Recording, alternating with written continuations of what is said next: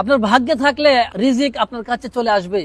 আপনি হালাল রুজি করবেন না হারাম করবেন সেটা সিদ্ধান্ত আপনার। একটি চমৎকার ঘটনা শুনুন।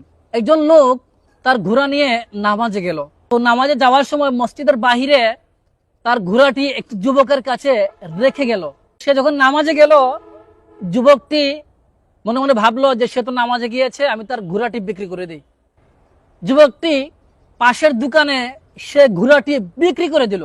লোকটি যখন নামাজ শেষ করে বের হলো, তখন সে যার হাতে ঘোড়া দিয়েছিল তাকেও পাচ্ছে না, তার ঘোড়াও পাচ্ছে না। সন্ধান করতে করতে অবশেষে সে দেখতে পেল দোকানের ভিতরে ঘোড়াটি রয়েছে। সে জিজ্ঞেস করলো যে ঘোড়াটি আপনি কোত্থেকে পেয়েছেন? দোকানদার বলল যে আমাকে একজন লোক 2 দিরহামে বিক্রি করে গিয়েছে।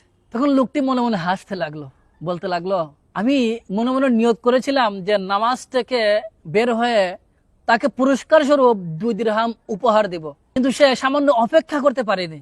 সে 2 দিরহামই নিয়েছে, কিন্তু হারাম ভাবে নিয়েছে। যদি একটু অপেক্ষা করত তাহলে সে 2 দিরহাম হালাল পন্থা লাভ করতে পারত। আমাদেরও সেম অবস্থা। আমরা হালাল পন্থায় আমাদের নসিবে যা আছে আমরা তাই পাবো, কিন্তু আমরা একটু সবর করতে পারি না। তাই আমরা হালালের পরিবর্তে আমরা হারামকে গ্রহণ করে নেই, কিন্তু সেই টাকাটাই আমাদের নসিবে হালাল অবস্থায় ছিল, যদিও বা আমরা বুঝতে